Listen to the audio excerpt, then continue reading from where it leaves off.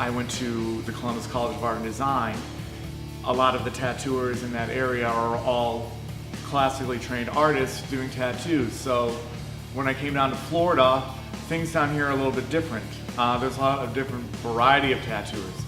I wanted to kind of stick in the realm of an art-first approach to tattooing in a kind of a gallery setting so people can enjoy artwork while they're getting tattooed. They can come and just purchase artwork and receive a piece of artwork on their body that they can take home forever. First of all, you have to make sure your market's there. I have tattooed in St. Pete for over 8 years in downtown area. I'm a little bit more in the business-oriented side of it, where you need to build a clientele in an area and build a reputation so that I can feed my family. You know, as much as people love tattoos and stuff, it's a job. I make my money doing this. So I have to really think about it as a business aspect, just so that I don't get lost opportunity to make money. I have tried to put out the best artwork that I can out into the world. I have some of the best clients who are always praising me and sending me other clients, which, you know, is I'm very fortunate for, and very, very thankful that I have the clientele that I do. Unless you are ready to put in every minute of your life into it. The key is, I don't work here, I live here. It's not a job, it's who I am.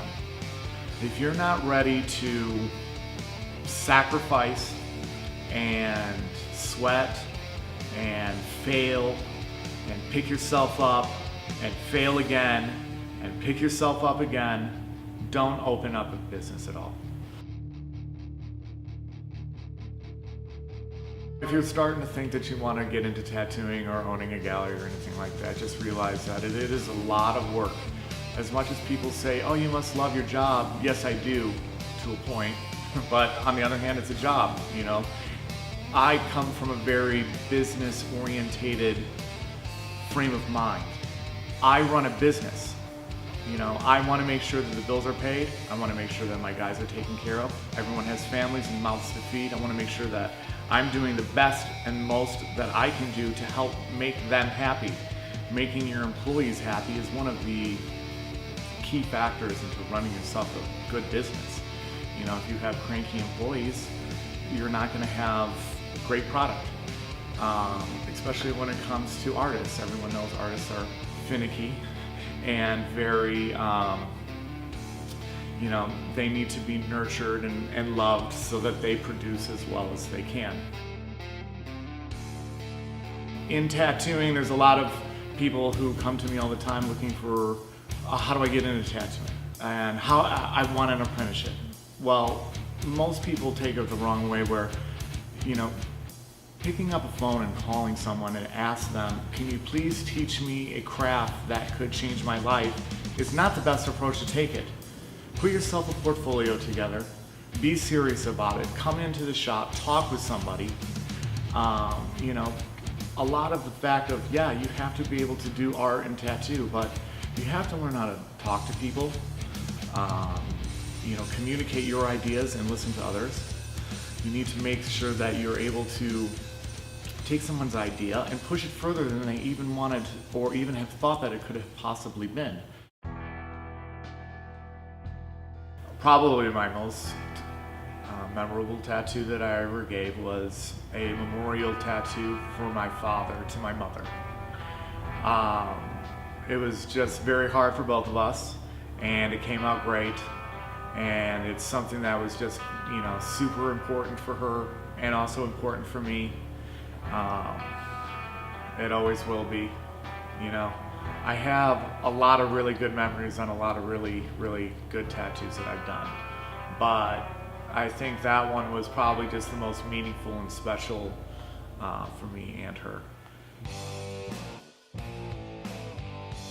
I'm the first one to say no. No, that's not a good idea. No, that won't last. There are certain sizes and certain restrictions and stuff that people just don't realize. This is not painting on canvas. This is not paper. This is skin that grows and moves and gets sun and scraped. We have to make sure that we produce a piece of artwork that is appealing and long-lasting. Most of the times when I say no to people, it's due to the fact that I'm trying to give them the best quality tattoo I possibly can. Most people are very receptive to that when I explain to them that the reason why I'm changing your idea or changing your design or just flat out saying no is I'm looking out for you.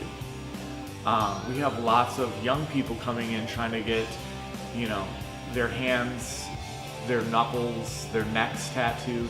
I have a big strict policy on that too, where yes, I have my hands, neck, and knuckles tattooed, but it's my responsibility to say, you are 20 years old, you don't know what your future will lie.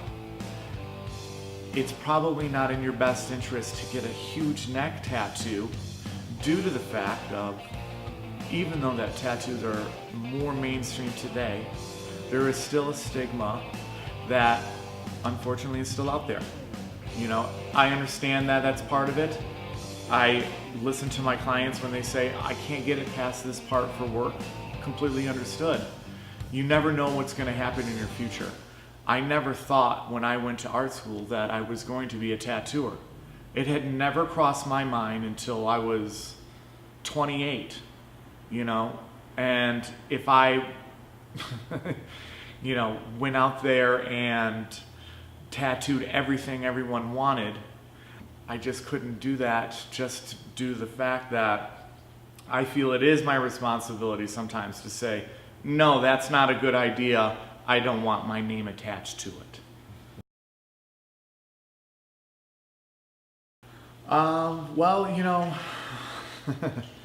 People change, lives grow. We definitely understand that. One of my biggest things is I want to make sure beforehand usually that this is something that they're going to want for a while. I prefer to tattoo people from 25 older.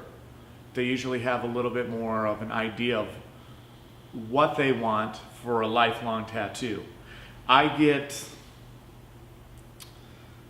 20 requests a week to do cover-ups.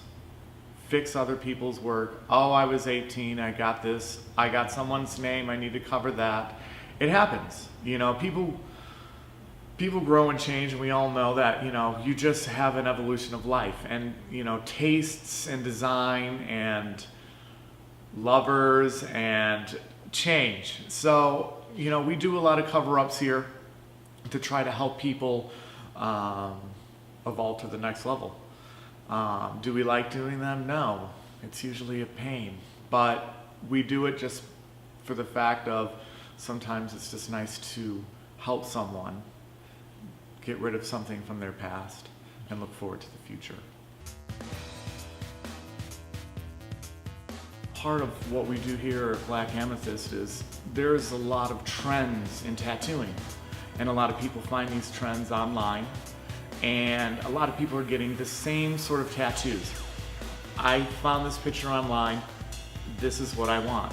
Okay, my job being an artist other than a tattooer is to say, let's take that idea, make it something just for you, and create something that's even more. A lot of people see, I saw this on Ink Masters and they did it in like 3 hours, and it's not like that. It's a creative process that a lot of people don't realize that I have to spend the time to do it, and it has my name on it. I want to make sure that it's a piece of artwork that I am proud of, that when you leave, you are proud of. Because every time you show your tattoo, everyone's like, where'd you get that tattoo? Yeah, J. Michael at Black Amethyst did that. So my name is always said along with my artwork. So, making sure that we're doing above and beyond is a key factor into setting ourselves apart from other tattoo studios.